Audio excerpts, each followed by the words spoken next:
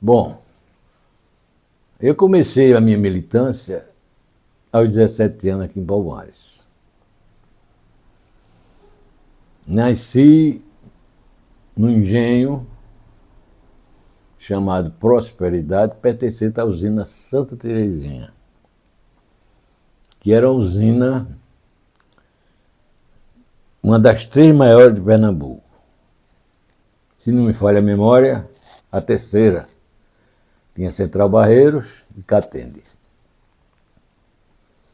Eram as 3 maiores usinas de açúcar do país. Bem, no ginásio, comecei a estudar no ginásio, conheci a figura muito importante que me ensinou o caminho das pedras, professor Brivaldo Leão de Almeida, comunista da era 30, 35, foi preso, ficou 8 anos preso na Ilha Grande, depois Fernando Noronha. E aí começamos. Eu, Luiz Berto, Fernando Santana, Antônio Maromba. E aí era um grupo de pessoas, de estudantes, de adolescentes, que sempre conversavam com o professor Brivaldo. Daí foi um passo para nós conhecermos Gregório Bezerra, um grande líder comunista. E ele se hospedava na casa de Brivaldo. Isso foi no período que estava se construindo o Sindicato Rural. E ele era uma pessoa que viajava muito pelos engenhos, trabalhando, conscientizando os trabalhadores a se organizarem para se criar um sindicato. E foi criado o sindicato. Daí, desse conhecimento que eu tive com ele uma vez nos levou a um engenho, não me lembro qual foi, para participar de uma reunião com os trabalhadores rurais. Ele dirigia um jipe, ele tinha um jipe com capota, e foi eu e mais 3 companheiros. Mandou que nós ficássemos dentro do jipe e ele seguiu a pé até a casa de um trabalhador. Chegando lá, mandou um trabalhador vir buscar a gente, porque o jipe não podia encostar lá. O jipe tinha que ficar dentro das canas ali, escondido. Aí veio um trabalhador, nos levou e entramos na casa. Sem luz elétrica, né? A luz de vela, candeeiro, e todos fizeram um círculo. E nós ficamos nesse círculo e Gregório falou para nós: vocês não podem falar nada. A fala aqui é dos trabalhadores rurais. Vocês apenas vão escutar para aprender. E, dito isso, nós cumprimos a nossa palavra. A usina Santa Terezinha, hoje, como se chama? Fogo morto. Faliu, fechou. Bom, dando continuidade à minha prática, o que acontece? Aqui em Palmares era uma cidade efervescente politicamente. Isso tudo antes do golpe. E aí nós, adolescentes, começamos a militar dentro do Partido Comunista Brasileiro. Fazíamos parte de uma juventude do partido. Daí, um certo tempo, passamos a participar já como militante do Partido Comunista Brasileiro.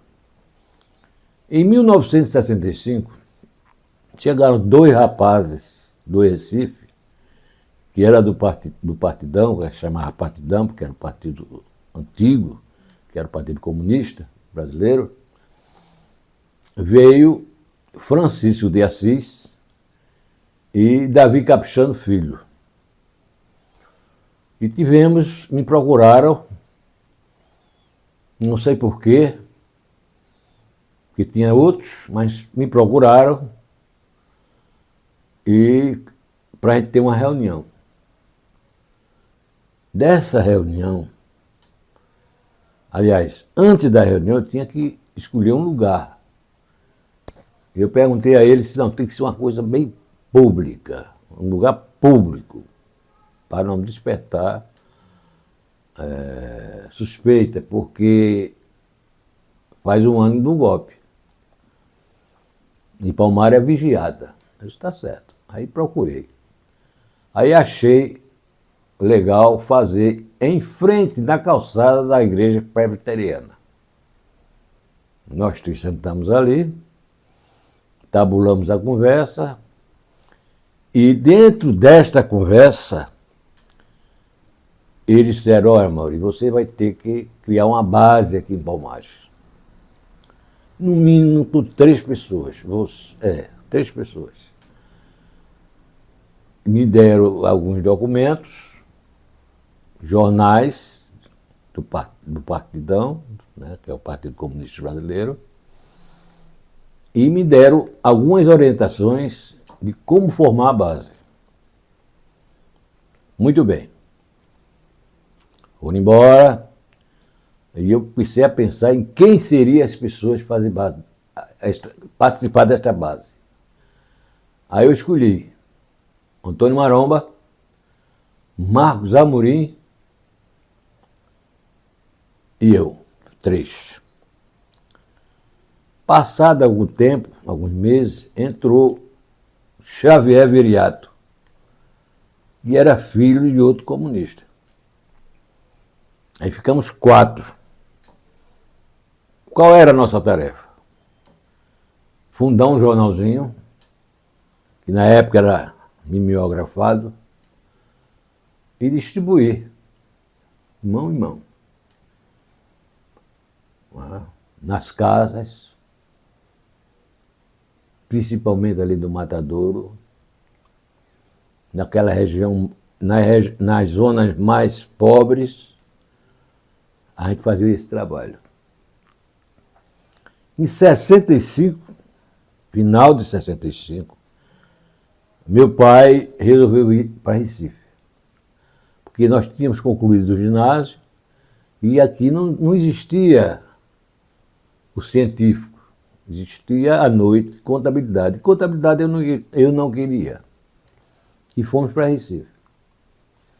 Minha irmã, um pouco mais velha do que eu, passou na faculdade de Direito e começou a estudar lá na faculdade de Direito.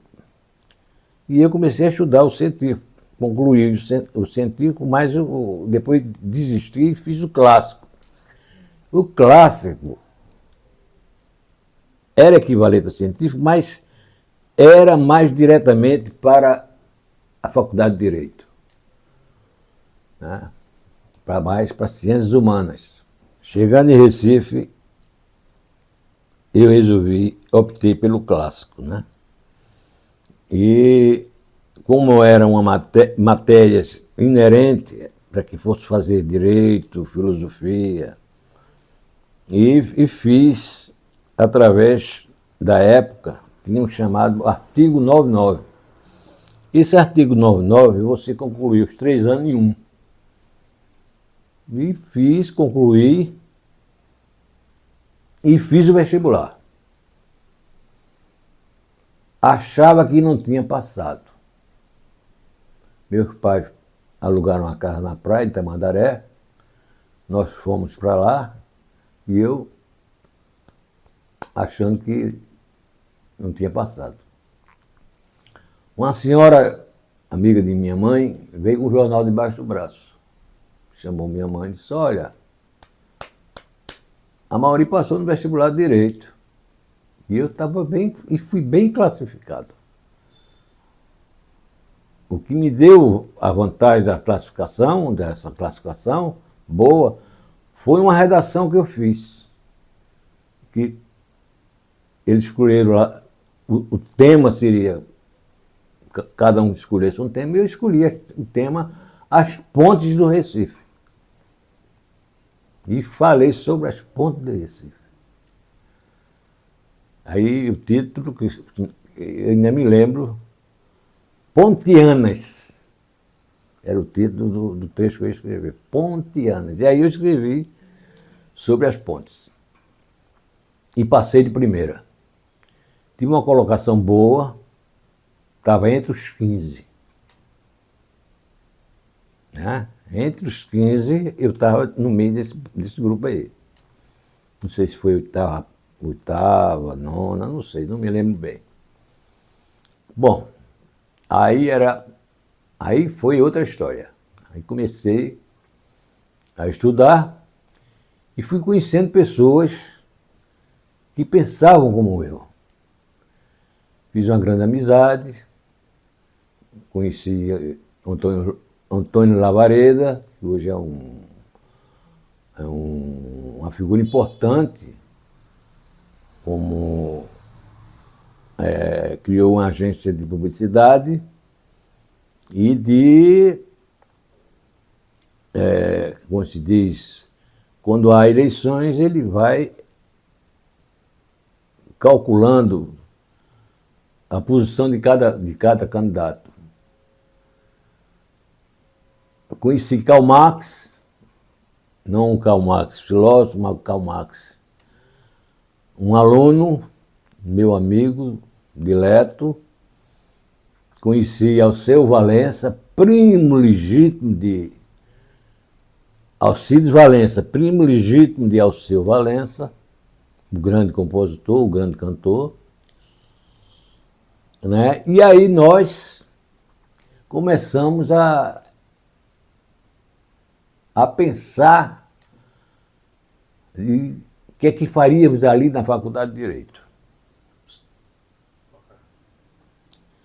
Fizemos um trabalho bom e nós conseguimos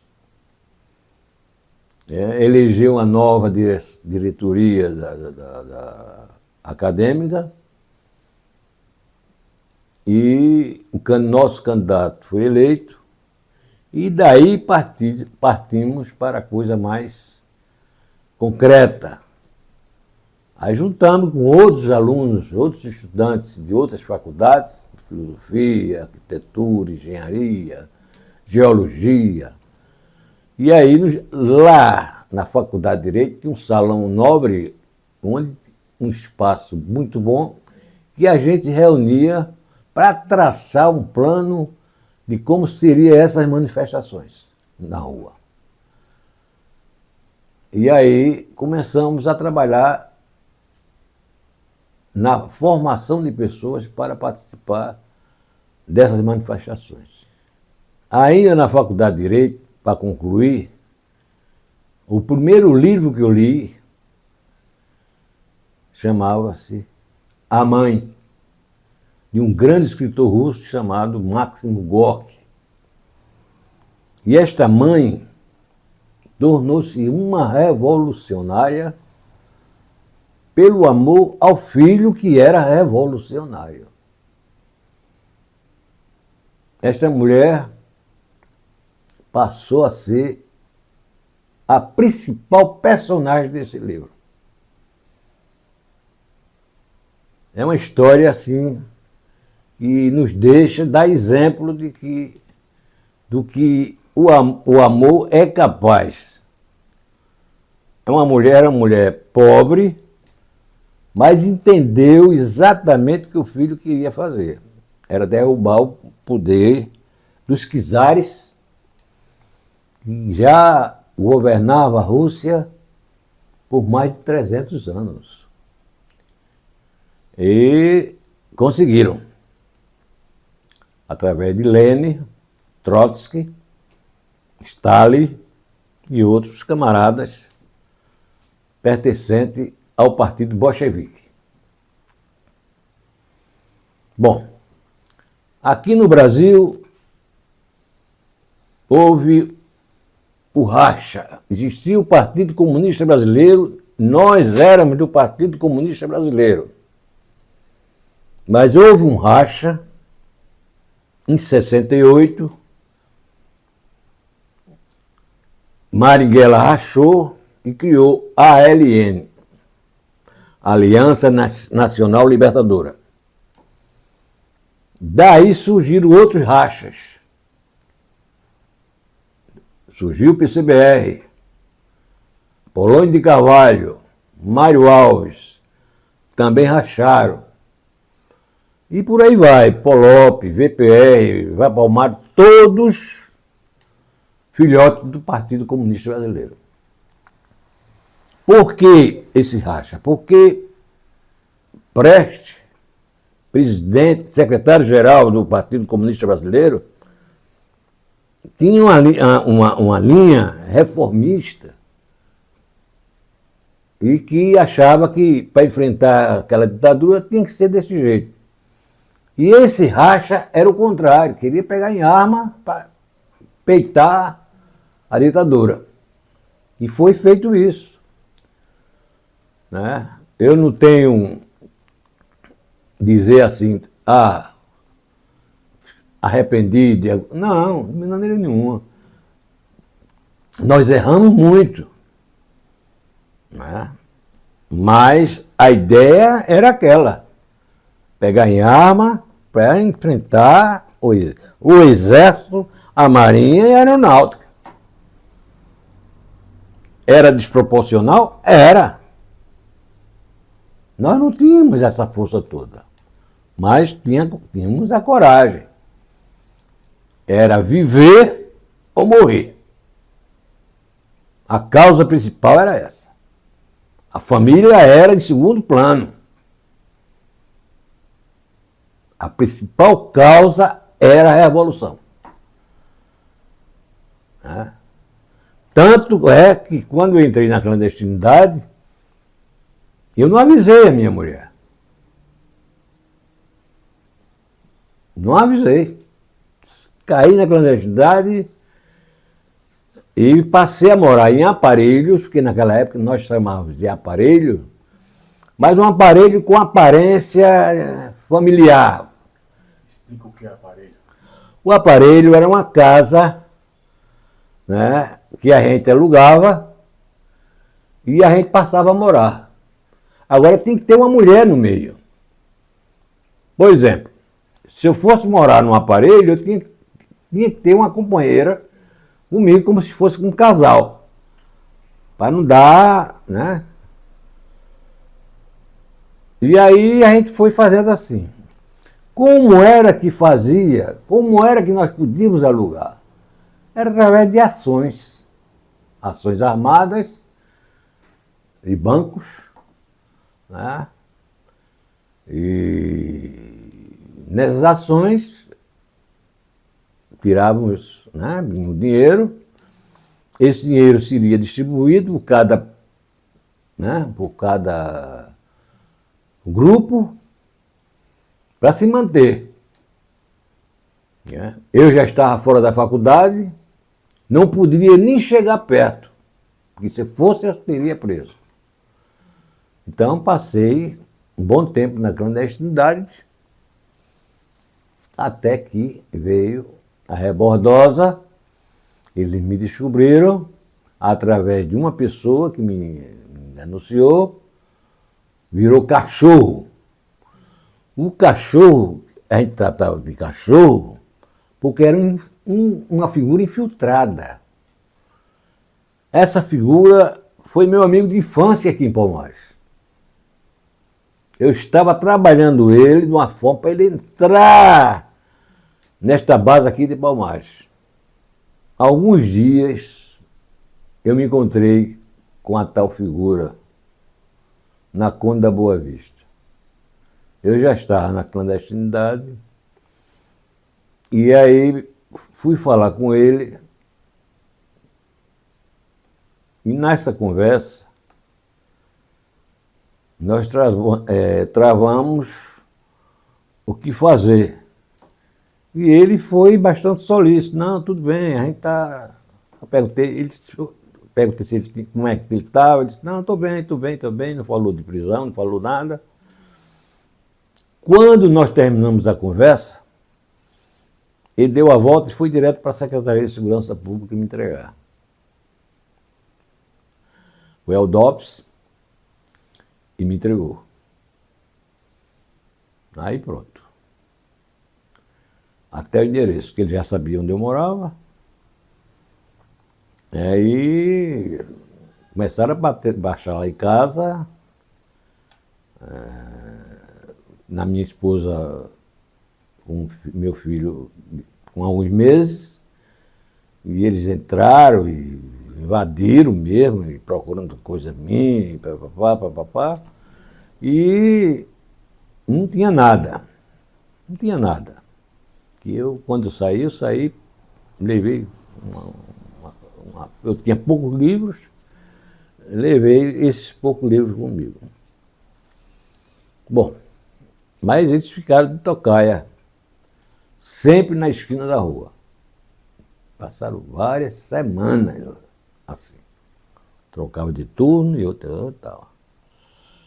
Até que eu fui preso. Mas antes de ser preso, eu gostaria de falar do movimento do PCBR, né, da qualificação dos camaradas que pertenciam ao PCBR, pessoas qualificadas intelectualmente. Marcelo Melo, por exemplo, era uma figura extraordinária, ainda é. Hoje já está com 81, parece. Eu acho que é por aí, 81. Alberto Vinícius, Carlos Alberto, Chico de Assis, tantos outros, se tornaram amigos, camaradas. E hoje, eu acredito, eles não estão mais atuando como atuava, mas dessa turma velha aí, eu continuo atuando. Né? Estou atuando, inclusive aqui em Palmares. Temos aqui um coletivo chamado Vanguarda Popular. Temos um jornal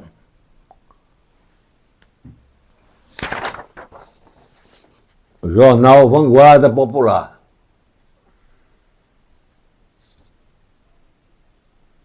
Esse jornal é eletrônico, é via internet. A pessoa escreve o assunto e eu faço o editorial, falando sobre o assunto. Mas a gente está passando por algum processo complicado. Por quê? Somos 10 pessoas. A maioria faz corpo mole. Fica 3, 4 assumindo o babado, assumindo tudo, escrevendo. Né? E ontem eu escrevi um texto bastante duro sobre este coletivo, atingindo pessoas. Né? E pedi respostas deles se quer continuar ou não. Só obtive uma resposta positiva. Uma. Que disse: Amaury, conte comigo. O resto leram, mas me mandaram a resposta. O que quer dizer isso? Vai ser extinto. Eu vou começar do zero de novo, com esta pessoa, e novos quadros virão. Novas pessoas virão. Estou pensando até em mudar o nome do Coletivo Vanguarda Popular, criar outro nome.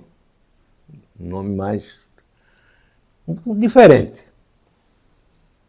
né? Porque, como eu disse a eles, quem tem princípios não foge da luta.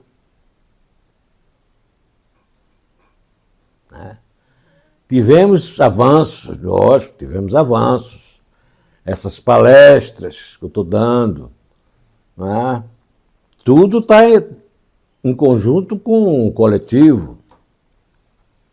Mas, fora disso, nada, mais nada mesmo. Eu, com todo o problema que eu tenho, com minha idade avançada, com essa perna esquerda complicada, eu estou assumindo coisa que, entendeu?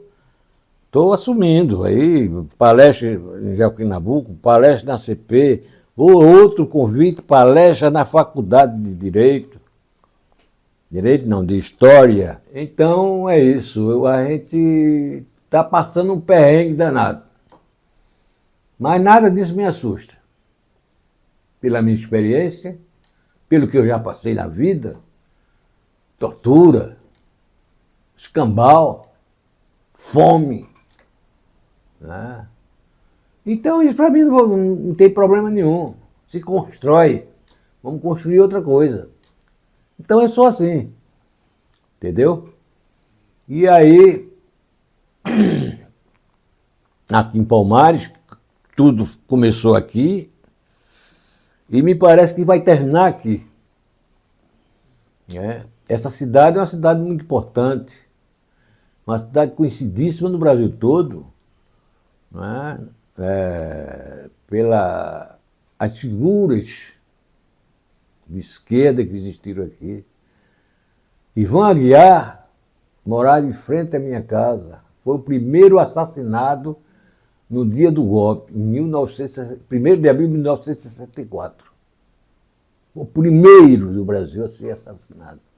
Um estudante de engenharia, que era ele.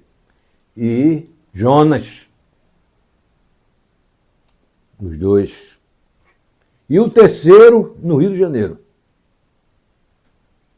Terceiro no Rio de Janeiro. Então, 3 alunos que foram assassinados em plena ditadura. No dia da ditadura, no dia do golpe. E daí para frente veio muita coisa.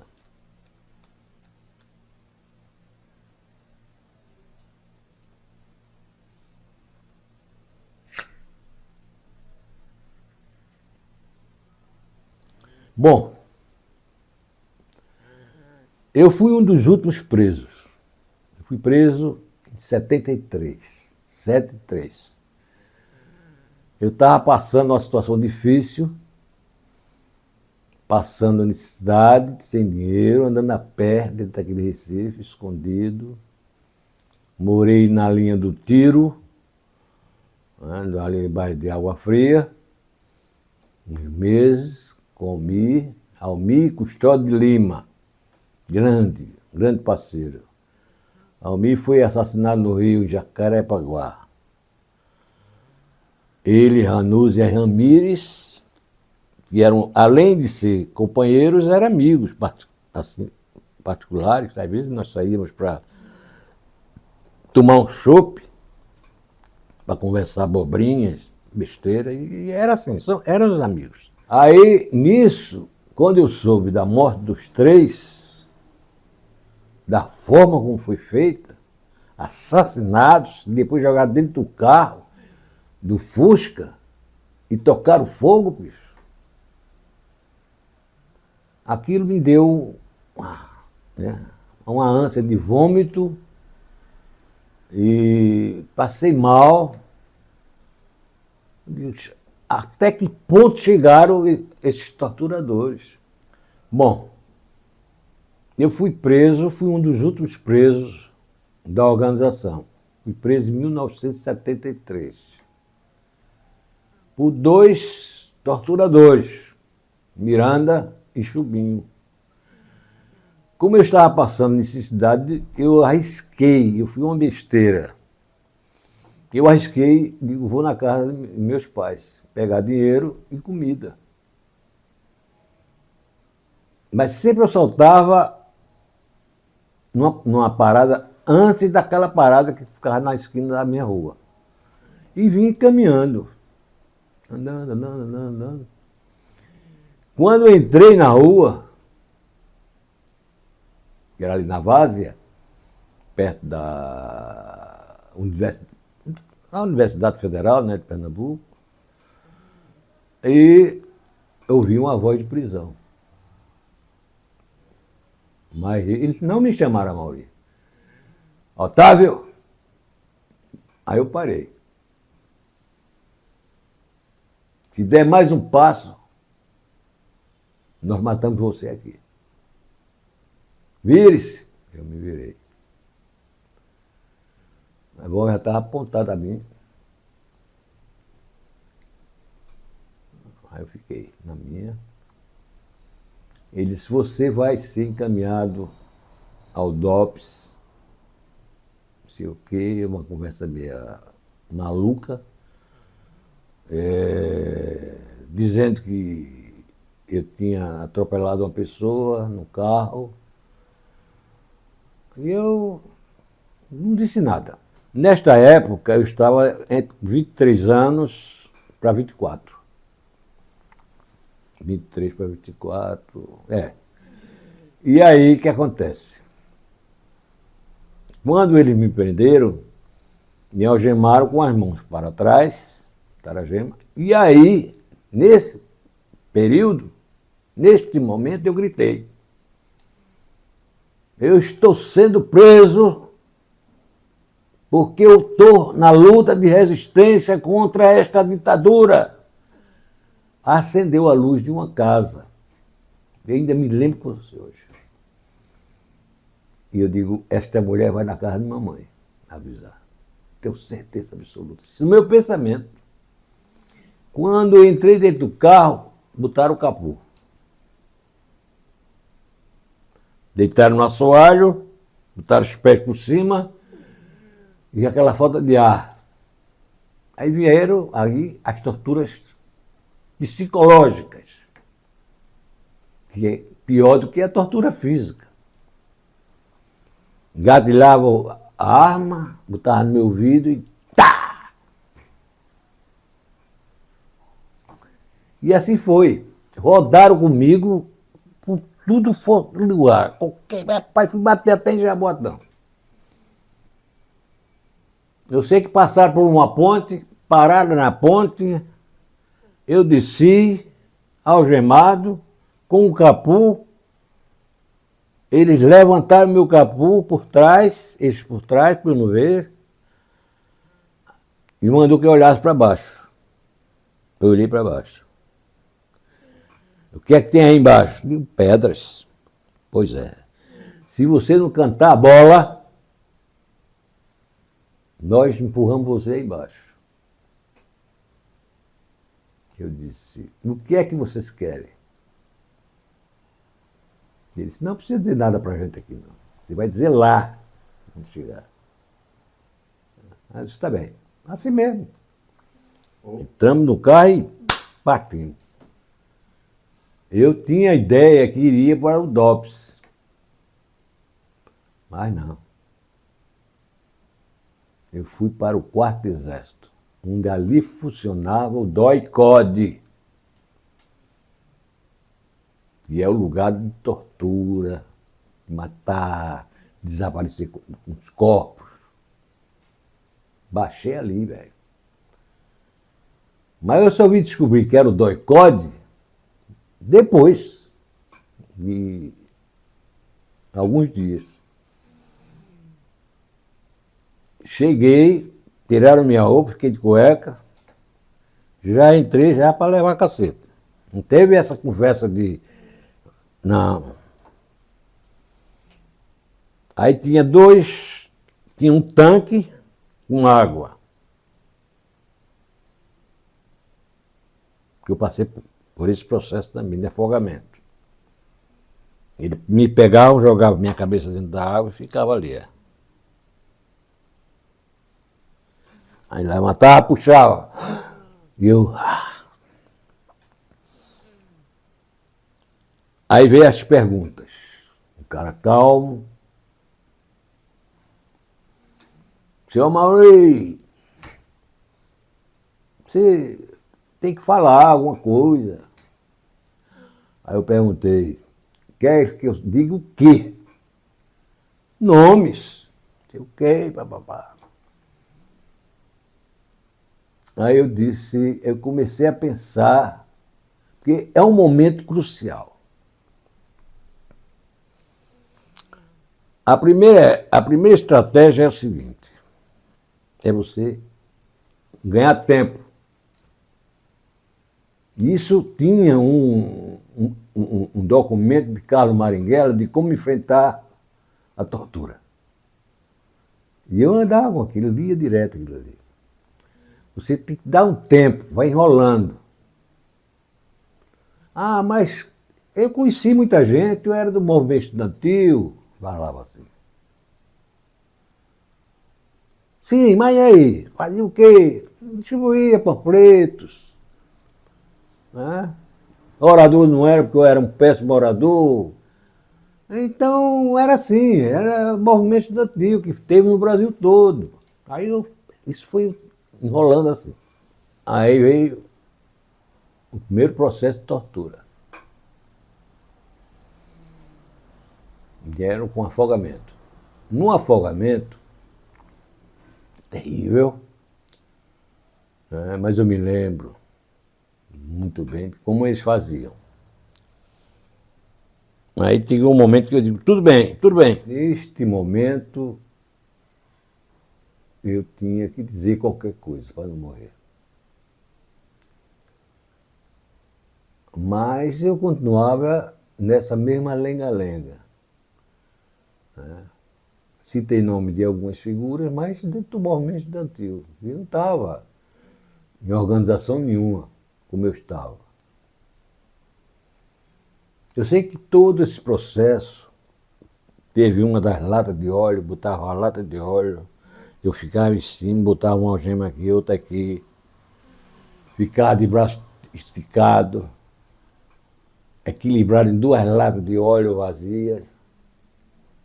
Quando eu escorregava, era chute, era tapa, era furada de ponta de faca, era apagar cigarro na minha barriga, meu braço, apagava.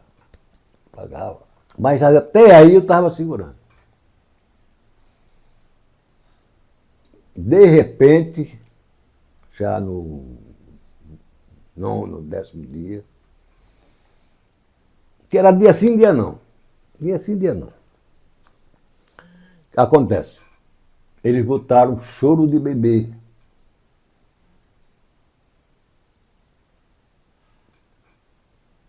E eu comecei a escutar o choro do bebê. Aí eles disseram, um deles, você sabe de quem é esse choro, seu filho da puta? É seu filho. Aquilo me desmanchou. Me desmanchou. Um capô, começou a falta de ar. Eu disse, tudo bem. Aí me levaram para uma sala onde tinha fotografias. Quando eu olhei a fotografia, eu quase dava uma risada de alegria. Por quê? Porque aquelas figuras já estavam presas. Não tinha uma figura de pessoa que estava na rua, ainda trabalhando. Diga, é por aí. Fiz aquele, quase dar uma gargalhada, mas não dei não, porque senão eles desconfiariam. Eu fiquei de porra, escapei pelo triz. Que é muito chato você abrir nome de pessoas. E você não tem jeito, bicho. Se você não abrir nada, você morre. Tem que abrir qualquer coisa. Aí, quando eu olhei, eles perguntavam, esse aqui? Conheci, conheço. Estava preso com uma perpétua. Todos esses aqui. Aquele não. Este e este, eu desconhecia. Eu desconhecia, mas dentro do movimento estudantil. Muito bem. Aí mostraram a figura de Almir Custódio de Lima, Ranúzia e Ramírez. 3 grandes amigos, fora da organização. Amigos particulares. Saímos, tomar chopp e tal. Eu desconheci também no movimento estudantil. Eu sempre levava para esse caminho. Aí quando um disse, e o PCBR? De que PCBR? Eu estava junto com os estudantes fazendo um movimento. Sim, o movimento de luta de resistência. Mas PCBR? Aí os caras ficavam assim, né? E continuei sem negar, olhando assim. Foi uma sorte que eu tive. Aí teve um que disse, rapaz, isso aí é um comunista pé de chinelo. Não perdi tempo com esse porra, não. Aí me voltaram para a cela. Eu digo, graças, voltaram para a cela. Eu passei 15 dias no DOI-CODE. Dia sim, dia não, eu era torturado. Até o dia que eles me levaram para conhecer pessoas através de fotografia numa sala, determinada sala. Passado alguns dias, me tiraram da cela, pegaram minha roupa, mandaram eu vestir, que eu ia para outro local. Aí, na hora, eu pensei que iam me matar. Aí me levaram para o DOPS. Chega no DOPS, que ficava na Secretaria de Segurança Pública, a parte de trás, fiquei preso numa cela,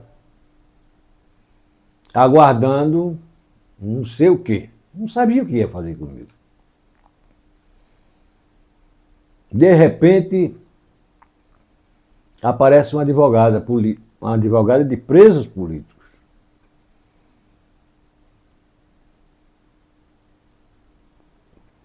O escrivão de polícia, Holanda, já faleceu. O inferno tome conta dele. Holanda mandou me chamar. Aí foi o carcereiro, foi lá e disse, você tem que ir lá em Seu Holanda, no cartório. Aí fui, fiquei lá, estava a Mércia. Eu não conhecia a Mércia da pessoa. Estava assim no canto, sentada. A Holanda disse, senta aí. Sentei. Sabe quem é essa mulher? Eu digo, não. É a sua advogada. Eu digo, mas não contratei nenhuma advogada. Não cometi crime nenhum. Foi a resposta que eu dei. Aí a doutora Messi se apresentou, aí contou a história. Minha família lá a procurou. Minha irmã mais velha tinha ido a um advogado criminalista, Rui Antunes, e Rui Antunes disse, olha, eu não sou advogado de preso político, mas tem uma que é fera, que é boa. Procure Messi Albuquerque. Aí minha irmã foi, ele deu o endereço, ela foi lá, conversou com ela e ela foi me representar. Foi ela a responsável de ter me tirado do lado do DOI-CODE.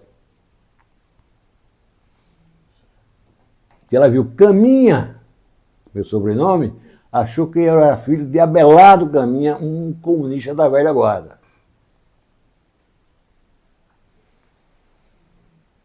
Bom,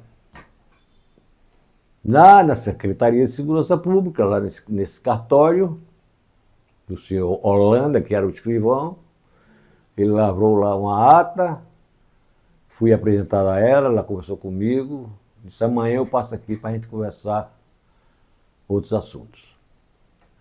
Aí eu disse, doutora Messia, é aqui, nesse mesmo lugar, bem baixinho para ela, com esse homem aí de lado. Ela disse, não se preocupe com isso não. Aí tudo bem. Depois ela ficou ouvindo. Aí ela disse, olha, sabe quem lhe traiu? Eu disse, não. Aí disse o nome. Esse cara aqui de Bom Macho. Aí eu disse, porra, esse cara, não é possível. Ela disse, se vocês não se encontraram na Conda Boa Vista, olha, não nos encontramos. Pronto, o que você falou, ele voltou aqui e abriu o jogo. E tal dele vir fazer uma cariação com você aqui. Eita porra. Pronto. Terminou o papo, me levaram para a cela lá novamente, fiquei lá enjaulado. No dia tal ele veio.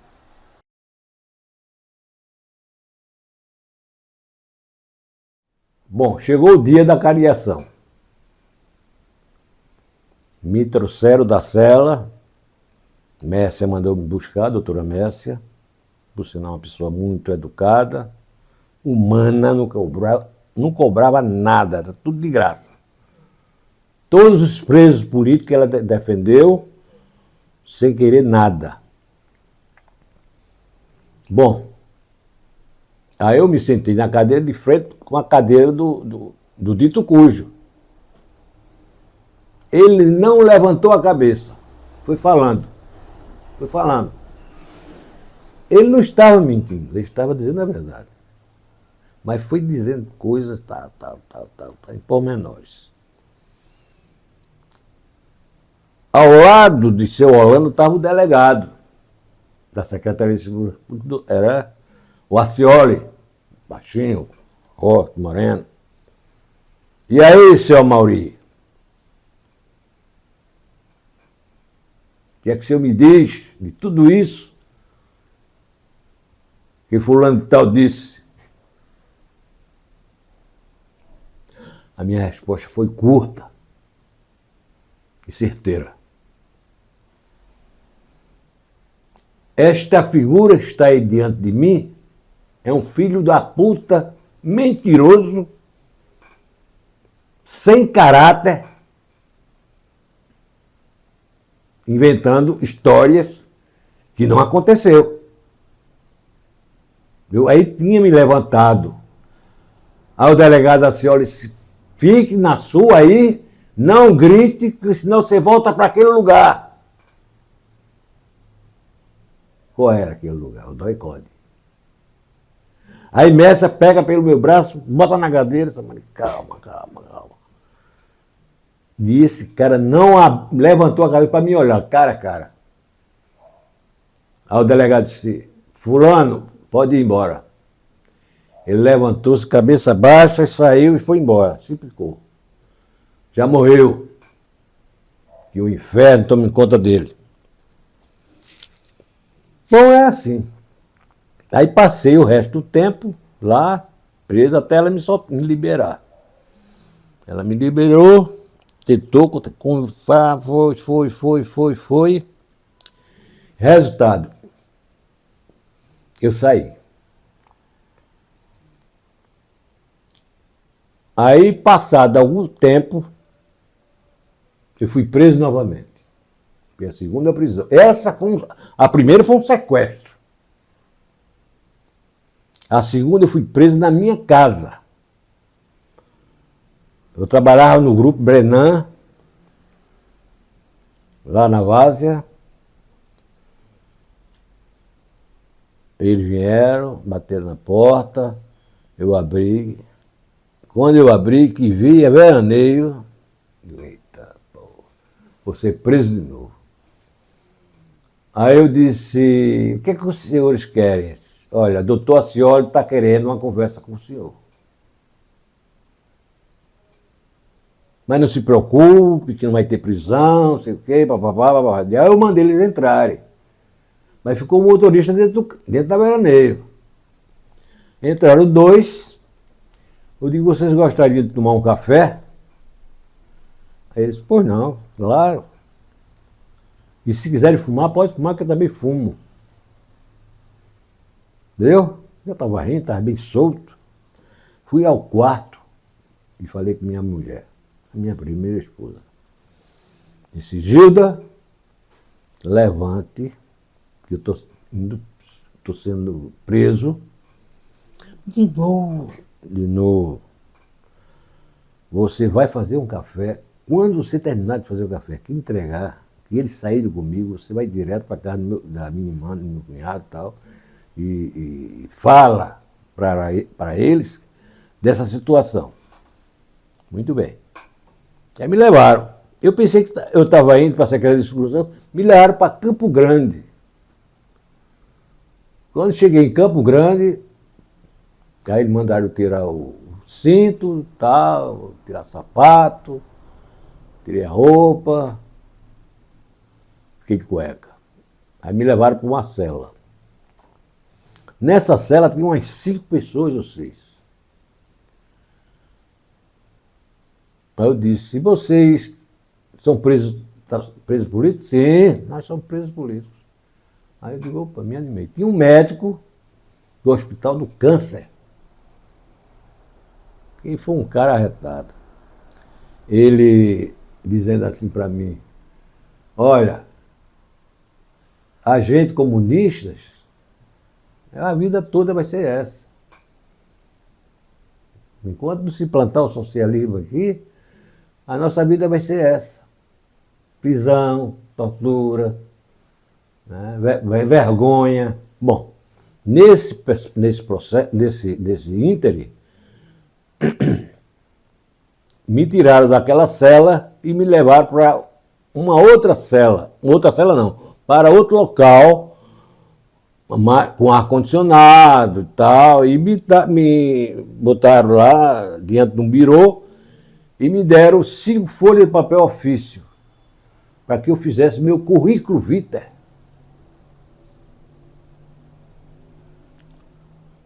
Que eu escrevesse toda a minha história. E eu não fiz, né? Fiquei na minha parada. Aí, de repente, aparece um homem na porta. O senhor, jovem, eu achava que ele era um tira. Não faça nada, não escreva nada. Assim mesmo.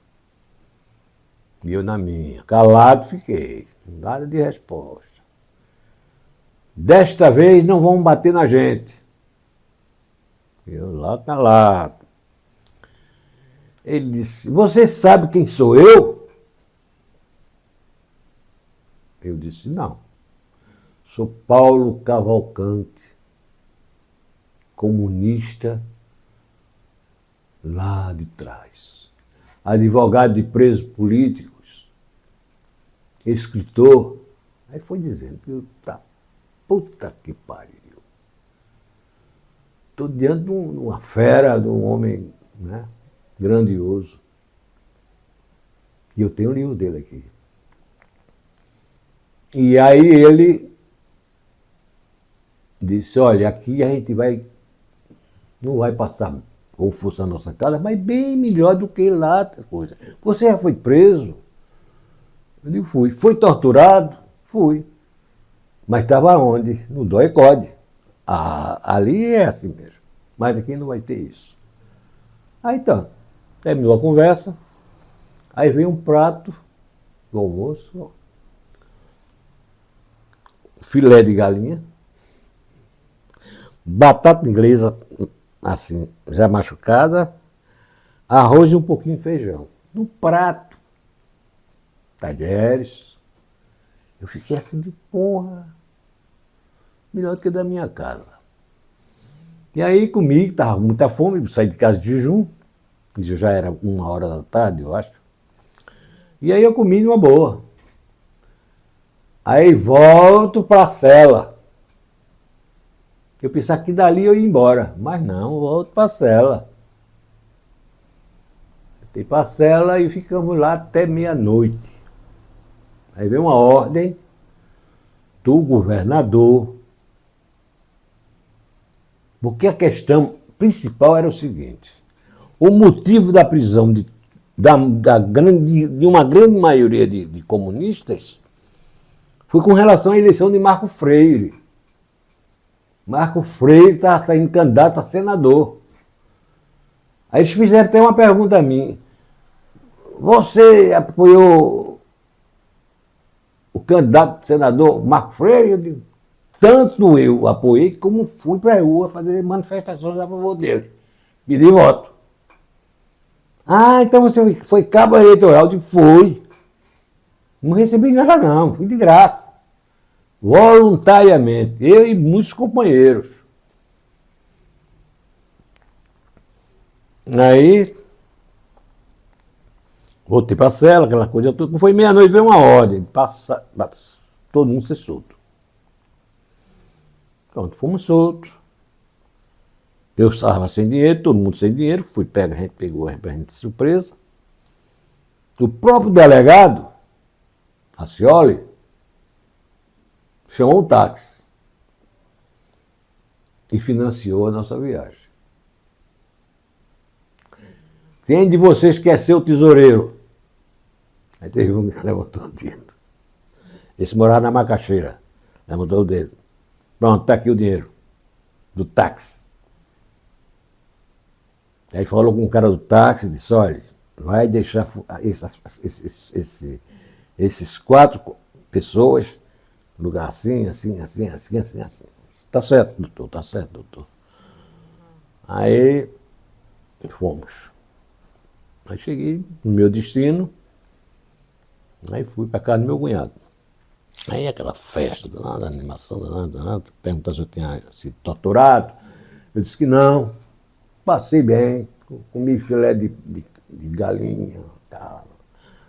Foi meu, e poxa, melhor do que lá em casa. Aí fomos tomar uma cerveja ali na cidade universitária.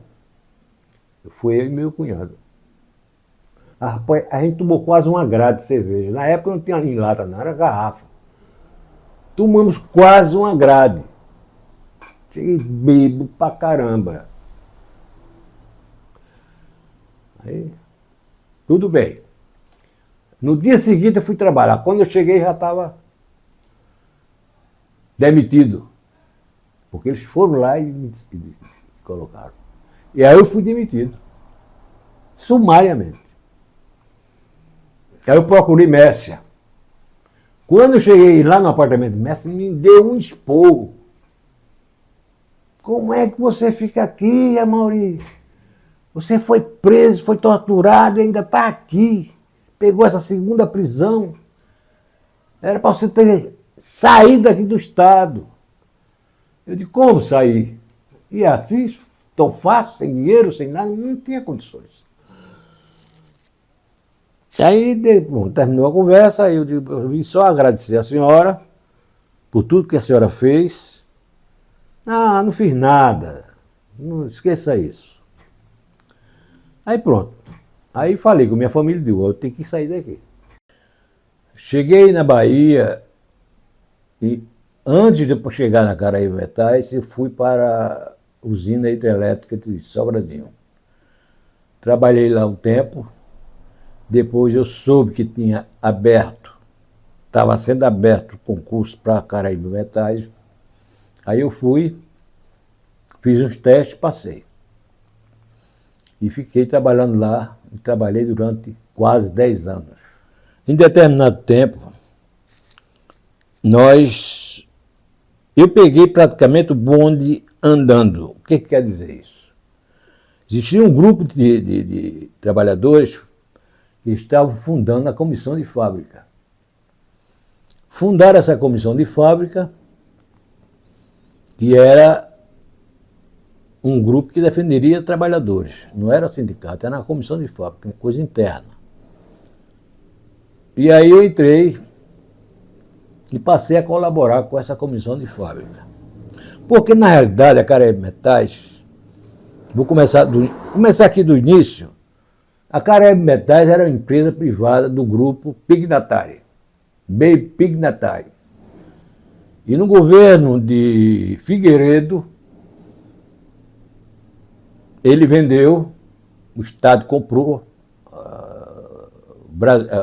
a nação, né? No caso a presidência, comprou, encampou e ela passou a ser estatal, sob o controle do BNDES. Bom, isso é uma coisa. Voltando ao assunto da comissão de fábrica, aquele foi um pulo para que nós fundássemos uma associação dos trabalhadores. Eu fui um elemento primordial, um dos primordiais, na construção, não da comissão, mas na construção da associação. Essa associação era obrigada, por lei, para depois tornar-se sindicato. Nós fizemos a associação, não entrei, não fiquei dentro, porque eu tinha um cargo de chefia, eu não podia estar dentro. Eu sempre fazia coisa camuflada. Eu tinha cargo de chefia na empresa. Eu era supervisor. E então o que acontece? Eu fazia tudo escondido, ajudando, e depois damos o pulo, qualitativamente, tornando a associação em sindicato. E o sindicato foi um sindicato forte. Eu quase digo assim, revolucionário. Nós tivemos muita briga com o gerente, o superintendente da empresa, tanto do ponto de vista econômico como do ponto de vista geral. Porque já se pensava em privatizá-la, e a gente era contra essa privatização. E aconteceu vários lances. Por exemplo, tinha um hospital lá, que era da Caraíba Metais, passou a ser privado, esse hospital. E nós fomos contra. E fizemos uma ação, invadimos o hospital e botamos o pessoal para fora, ficou só os doentes. Na frente tinha um médico que estava do nosso lado, 2 médicos, e passaram nós passamos a administrar o hospital. Eu fiquei como uma espécie de gerente de um departamento que era o departamento onde se guardava comida, onde se guardava essas coisas. Aí passamos 3 dias. Mas para fazer tudo isso, nós inventamos uma história. Dissemos para a polícia que a Caraíba Metais estava sendo invadida, fechada por aqueles caminhões fora de estrada que chamam Aeropac, várias toneladas, caminhão enorme. E a polícia toda foi para lá. Quando a polícia foi para lá, ficou sem polícia na vila. Né? Aí nós ocupamos o hospital. Passamos 3 dias lá nesse hospital. Depois veio a ordem de despejo, e aí você não pode dizer que não vai, porque senão seria preso. Aí tivemos que entregar o coisa. Aí pedimos também que eles fizessem um levantamento para ver se estava faltando alguma coisa. Acompanhado por um dos trabalhadores que pertencia ao sindicato, que era... Benjamin não era do sindicato, Benjamin era dos metalúrgicos, mas veio para nos dar apoio e deu muito apoio. E aí Benjamin acompanhava aquilo ali, então deu tudo certo, nada desapareceu, tudo no seu lugar, e a coisa extraordinária. O médico, que era um uruguaio, esse médico que estava com a gente, era nosso aliado, fez cesárea, fez parto, fez cirurgia, né? E tudo certo, nada normal. tudo certinho. Nós entregamos ao hospital, eu já tinha sido afastado da empresa, né? E aí partimos para outro lance, eu e Benjamin. Porque a turma era muito boa, era Benjamin, eu, Manuel, era Arielmar, que foi assassinado, Ariosvaldo, Fernando Dutra, Jorge Lemos, e outras pessoas que agora me falha a memória, que era um grupo de trabalhadores de luta mesmo, de luta, enfrentar o que for possível. Bom, aí eu já estava afastado, aí eu e Benjamin deu a ideia, mas vamos construir uma cooperativa de consumo. E vamos. Aí nós tocamos para fazer essa cooperativa, para vender mais barato que o supermercado. E não é que nós construímos? Construímos, sim. Construímos. Agora, não deu certo. Passamos lá, acho que uns 2 anos funcionando, mas depois houve uma decadência porque a gente não sabe, a gente não sabe administrar uma coisa dessa. Né? Negócio, empresa, tem que ser um cara do ramo, mas não era do ramo. Nós éramos sindicalistas. Pô. Então, realmente não deu certo, depois de uns 2 anos, mas tinha de tudo, né? Que é como se fosse um mercadinho mesmo. Agora só vendia aos trabalhadores, né? Um preço bem acessível, quase sem margem de lucro. Bom, nós fizemos isso. Depois, vamos continuar a luta. Eu, como já estava fora da empresa, eu fui transferido para Senhor do Bonfim. Eu fiquei em Senhor do Bonfim, morando num sindicato. Minha família já tinha mandado para Maceió, e lá eu fiquei. Aí apareceu outra oportunidade. Qual era a oportunidade? Era uma mineradora de ferro, chamado lá Andorinha, o local. E eu fui designado pelo comando de que eu iria para Andorinha, morar em Andorinha, eu e outro companheiro nós chamávamos ele de Grampão, porque ele era muito alto, Lourenço. E ficamos lá, botamos uma placa, sindicato, tal, aquelas coisas. E dali a gente foi organizando. Depois fizemos uma greve pesada lá também. Fizemos uma greve, muitos trabalhadores foram demitidos deles, mas fizemos a greve, ganhamos as causas, né, que era a questão econômica, né, muitas coisas que faltavam de segurança, por exemplo, máscara, coisa o cara que trabalhava explorando ferro sem equipamentos adequados. Conseguimos, através da greve, conseguimos isso e também conseguimos melhorar um pouco o salário deles. Bom, há um episódio lamentável. A minha casa era uma casa boa, lá na Caraíba Metais, a nível de supervisor. Eu retorno para lá, porque a cooperativa ainda existia, eu voltei e fiquei também, voltei para a cooperativa, aquelas coisas todas. E o advogado do sindicato, fizemos uma reunião na minha casa. Aí ela disse, depois disse, Maria, eu quero falar com você uma questão particular. Tá certo. Todo mundo saiu, né? Aí perguntou a mim se eu estava com a arma de Benjamin, em 38. Aí eu fiquei olhando assim. E naquele tempo não tinha esse negócio de celular.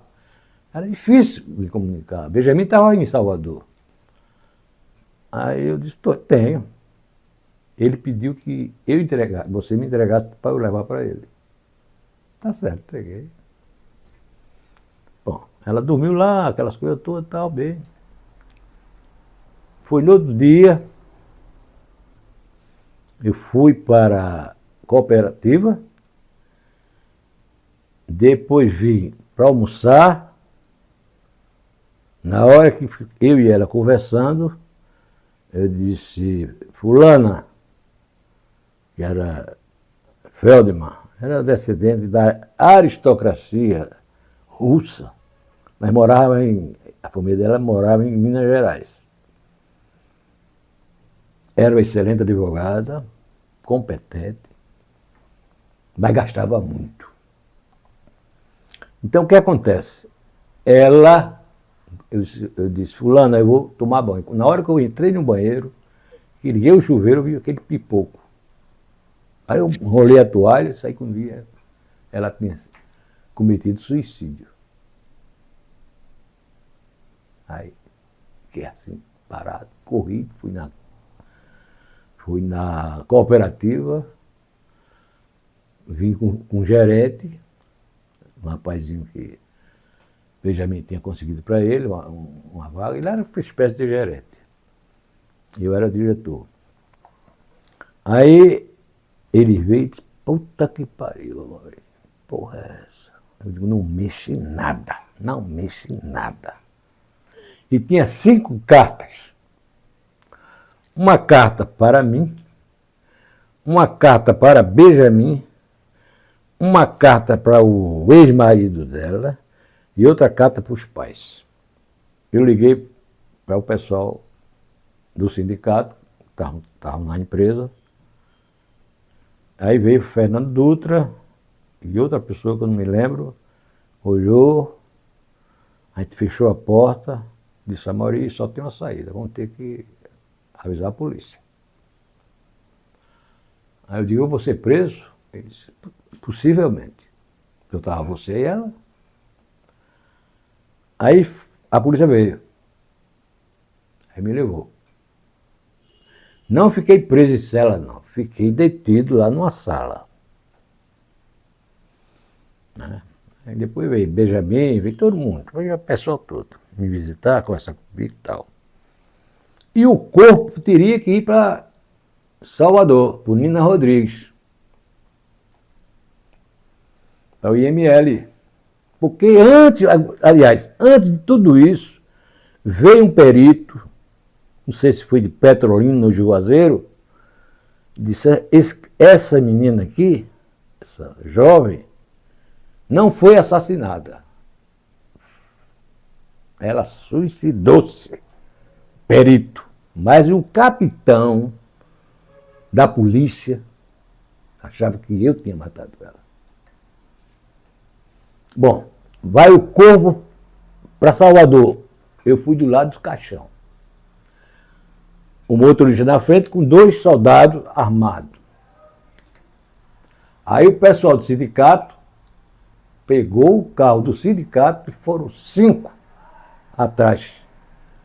Qualquer coisa que aconteça com a Amaury, a gente mete bala desses filhos das putas. E foi acompanhando o bicho. Chega um determinado local, eles param, perguntam, Amaury, pode descer e vamos tomar um café. Eu disse, tá certo. Aí desci, aí quando eu vi os meninos já estavam sentados na mesa. Eu olhei, fiz sinal, fiz o dedo assim. Aí fui lá e digo, eu só quero um cafezinho. Eu estava numa situação tão ruim, e um cafezinho era o bastante. Tomei um cafezinho, acendi o cigarro, e fiquei esperando os caras lá no balcão. Quando eles terminaram, nós entramos novamente na Kombi, eu fui lá do lado da finada, até chegar nesse hospital. Quando cheguei no hospital, aí veio o médico e disse, olha, nós temos que fazer um teste de combustão. Eu não sabia nem o que era isso. O que é isso, teste de combustão? Para saber se tem pólvora na sua mão. Aí veio um saco plástico com o produto dentro. Ele disse, enfia as duas mãos dentro. Eu enfiei. Pode tirar. Tirei. Aí papai olhou e tal. Nada. Não encontraram nada. Absolutamente nada. Aí eles me liberaram. Eu digo, pronto, eu estou aqui sozinho nessa porra desse hospital, não sei nem, não conheço bem Salvador ainda, vou ficar como aqui? Eu fiquei no hospital, sentado lá no canto. Depois foi chegando o pessoal e foi que me levaram. O que eu me lembro foi isso, mais ou menos. Aí eu fui para a casa do cara chamado Antônio Preste. Aí fiquei lá na casa dele e tal, depois fui para o velório. Num velório, eu tive uma bronca com o pai dela. O pai dela veio até a mim e disse, você matou minha filha. Assim mesmo. Aí eu disse, senhor, já houve a perícia. Já fiz teste de combustão. Como é que o senhor está me acusando? Não interessa. Não interessa. O marido dela, o ex-marido dela, veio com a gente, dirigindo o carro, a mulher, ele e eu. O Hélio começou a fazer a cabeça do velho. Aí fomos. Aí eu desci no centro de Bonfim, fui para o sindicato, subi o degrau, fiquei no sindicato. Eles foram na casa onde Vânia morava para pegar as coisas e o garoto, o menino, ela tinha um filho de 2 anos já. Aí o que acontece? Já depois de N horas, o que aconteceu? Ele foi no sindicato, me procurou no sindicato, eu me apresentei a ele, o pai de Vânia, da finada. Senhor Amauri, me desculpe. O senhor me desculpa? E claro, eu estava tão perturbado que achava que o senhor tinha matado ela. Mas já sei de toda a verdade, me desculpe. Porque o Hélio, o ex-marido, começou a contar a história dela na Bahia. Ela era extravagante, gastava muito, vinha muito cheque sem fundo. Que ela era o quê? Advogada do sindicato, manchando o sindicato. Né? E a gente já estava preparado para botar ela para fora, escolher outro advogado. Pronto. Então, nessa questão aí, está tudo resolvido. Agora, o importante é que da Caraíba Metais, a luta continuava. Né? Parada, era coisa assim, nós fizemos uma parada de longo percurso, demorou 2 meses, né? Chamada Pichilinga. Então, a greve longa foi chamada Pichilinga. Por que Pichilinga? Porque os caminhões que carregavam, vamos dizer, terras, pedras, eram os caminhões importados chamados Halpac. Eram caminhões de 120 toneladas. Ele, para vir, ele tem que vir desarmado. Ele não pode pegar a pista, não, porque senão ele toma toda a pista. E aí, nessa questão do Pichilinga, os soldados foram para lá. Estava parada mesmo. A gente usou para ocupar o hospital. E outra que foi chamado Cu de Boi. Outra greve barra pesada. Então, veja bem, a gente tinha... Quando nós fazíamos uma assembleia, no início ia poucas pessoas. Depois começou a encher. E teve um dia que eu falei no microfone. Aí falei, mas falei assim, de uma história, eu falei mais do ponto de vista histórico. Aí quando terminou, o Benjamin, que era era a figura central do movimento, pela experiência dele. Benjamin disse, vem cá, Maurício, a sua fala aí foi muito professoral. Você tem que falar para a massa. Tem que falar para que a massa entenda. Daí para frente, pronto. Segurei a barra.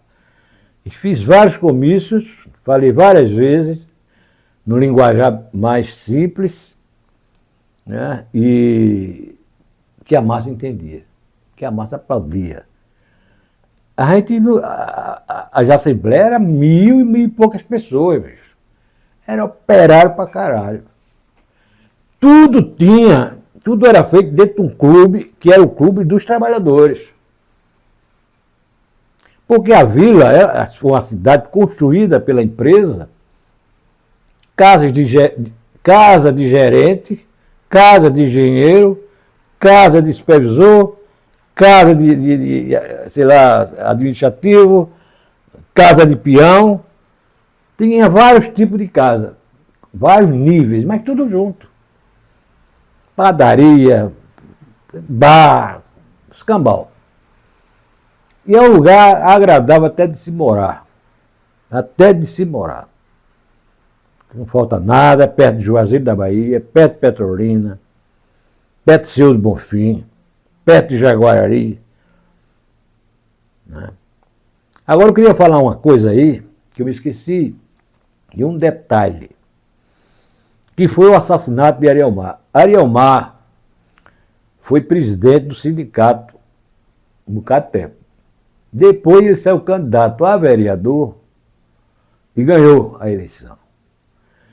Nisso, Arielmar começou a investigar o prefeito e descobriu que existia N pessoas que não trabalhavam na prefeitura e vinha essa verba para pagar esse pessoal, quando na realidade não era paga. O prefeito ficava com ela. Entendeu? São fantasmas. Né? Funcionários fantasmas, não existia. Como existe na maioria dessas prefeituras. De governo federal, governo estadual, a porra toda. E aí, Arielmar, quando descobriu que botou ia botar a boca no trombone, eles armaram um esquema. E dentro desse esquema tinha um cara que era do sindicato. Não era do sindicato propriamente dito, mas fazia parte do sindicato. E fui eu que coloquei esse cara lá. Fui eu que convenci ele a entrar no movimento. Até hoje eu sinto remorso, sinto raiva da besteira que eu fiz. E esse cara se aliou ao prefeito numa guerra de poder, atraíram Arielmar para um determinado local, ele foi e lá assassinaram o rapaz. Grampão, que eu falei no início, escreveu um livro interessante chamado... Bom, este aqui é Arielmar, que foi assassinado, do que eu já falei aí para você.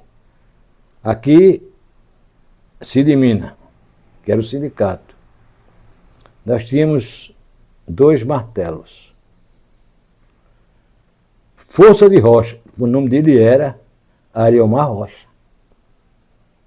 Isso aqui é a praça central, que hoje está no nome dele, é homenagem a ele. E aqui estão os apartamentos, mas tinha casas, aqui só a parte de apartamento. Grampão, o Túlio Grampão. Ele era um operário semi-analfabeto, mas que fez aí a cidade. Arielmar era uma figura exemplar, honesta, digna, e um cara de luta. No início era um pouco atrasado, ideologicamente falando. Depois ele foi evoluindo, foi aprendendo comigo, foi aprendendo com Benjamin, foi aprendendo lendo, e teve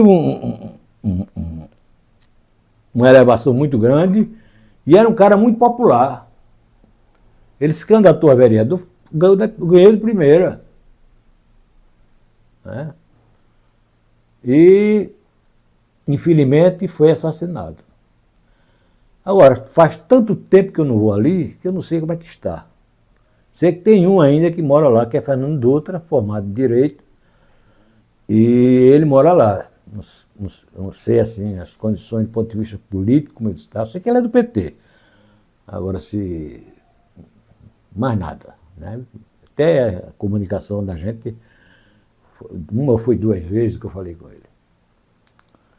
Bom, no mais, é meu retorno a Palmares, vim para ser assessor parlamentar do meu irmão, Aloysio Caminha, médico. Daí eu cheguei aqui em 74, fim de 70, início de 70, praticamente, 74, 75, e aí passei a ser parlamentar, a ser assessor parlamentar, porque naquela época poderia ter um irmão, um primo. Depois foi que foi extinto isso. Parente nenhum pode ser assessor. Você é meu primo, você, seu assessor, não pode. Mas naquela época podia. Daí eu passei a ser diretor da Câmara. Se fosse o administrador da Câmara, dentre a assessoria e o período da Câmara, foi mais ou menos de 7 a 8 anos. Aí acabou aquele negócio todo, fiquei desempregado, já com a idade já avançada. Aí foi quando eu pensei em montar o restaurante. O Besta Puvana, quando foi construído, aí teve muita discussão. Você leu, mas evangélicos passavam falando mal. Até que um dia o prefeito mandou me chamar. O prefeito era o Noelino. Me chamou na sala dele, entrei, dei bom dia, sentei. Aí ele veio com o papo de eu tirar o nome. Mauri, tira esse nome aí dessa besta fubana, rapaz. Bota outro título. Aí eu disse, não, não posso fazer isso. Eu fiz em homenagem a um escritor palmarense, Luiz Berto. E o senhor sabe quem é. Não, eu sei, tudo bem. É um grande romance. Mas para restaurante, você vai ter problemas. Eu digo, o problema que eu tiver, eu vou desafiando. Aí ele disse, eu sou o prefeito, Amaury. Está me entendendo? Eu sou o prefeito. Eu posso mandar tirar aquela placa. Eu digo, se for por aí, prefeito, só pode tirar. Mas eu tirar? Só se Luiz Berto me autorizar. Aí ele disse, tá bom. Pode ir. Aí eu saí. Aí eu liguei para Douglas Marques. Douglas Marques, eu preciso de um espaço aí para explicar a questão do meu restaurante. Tem condições? Tem. Quando é que você quer? Qual o dia? Amanhã, se for possível. Então amanhã. E quem vai entrevistar você sou eu. Tá bom. Aí fui. E lá fui entrevistado por ele e disse a questão do restaurante, porque estava vendo isso. Aí ele botou a mão no microfone e disse, mas Mauri, Besta Puvana é parada, viu? Besta Puvana é parada, rapaz, devia ter botado outro nome mesmo. Mas falou assim com a mão no microfone para ninguém ouvir. Ele disse, tá certo, Pepe. Aí expliquei para toda a comunidade de Palmares. Aí começou a chegar gente. Até padre entrou. Teve um padre que disse, foi de meia-noite esse menino, eu vou me embora, porque senão a besta fubana me pega aqui. Mas brincando. Ele foi com o pessoal do Laios. Fizeram um jantar lá pesado. E aí, achei ótimo. Achei ótimo porque com aquilo ali deu para pagar a semana do pessoal. Porque era parada dura, era sempre, entendeu? Não tinha esse lucro todo. mas era sobrevivência. O restaurante foi sucesso durante 5 anos. Tínhamos à noite, toda sexta-feira, era cantores, cantoras, músicos. Mas quando foi em 2010, veio aquela cheia terrível e foi totalmente destruído. Não se salvou nada. E aí, o fim, mas aquele restaurante foi um ponto importante, criativo. Por quê? Porque até as questões trabalhistas do pessoal da área de educação fazia a pauta lá. Discutia a pauta lá para depois discutir com o prefeito. E eu ficava ali de lado, né? Não podia adaptar, porque não tem nada a ver com isso. Então tinha até isso. Então o restaurante foi dizimado de cabo a rabo. Não sobrou nada. Foi o fim. Foi a cheia de 2010. Cheia, violenta, né? E pegou negro, branco, pobre, rico, escambau. Foi muita gente. E a minha casa chegou a 6 metros de altura. Pronto, é isso aí. Depois das torturas, com relação à tortura física, ficou sequelas. Eu tenho ouvido, que é esse, o ouvido direito, eu ouço muito mal. Por quê? Porque eu recebia muito telefone. Mas teve a pior para mim, que foi a psicológica. Porque a física você vai aguentando até um ponto, mas a psicológica lhe dói mais. Por quê? Porque são coisas suas, pessoais. Eles colocaram um som de um bebê chorando. E o meu filho mais velho tinha uns 2 meses, no máximo. E eu julgava que realmente era o choro dele. Eu com capu, sem ver os torturadores, né, em cima de 2 latas de óleo, com 2 algemas, ouvindo esse som. Na hora o bezerro equilibrava, vinha chute, vinha murro, vinha tapa. E o som do bebê chorando continuadamente. E aquilo me desmanchou. Eu comecei a chorar. Mas tive muita raiva. Muita raiva. E o que é o meu pensamento ali? E ele estava lá. Me vendo sendo torturado. Ele está com capu. Você não vê nada, pô. Então é isso, meu companheiro. É para que todo mundo saiba. Ditadura nunca mais. Ditadura mata.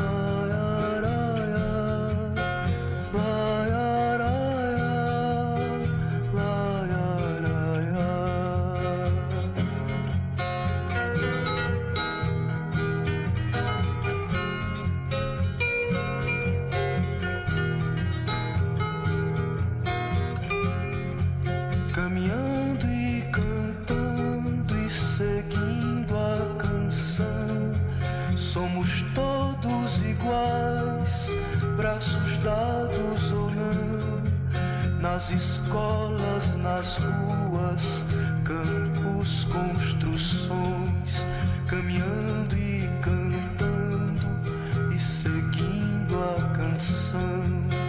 Vem, vamos embora, que esperar não é Ditadura nunca mais. Ditadura mata.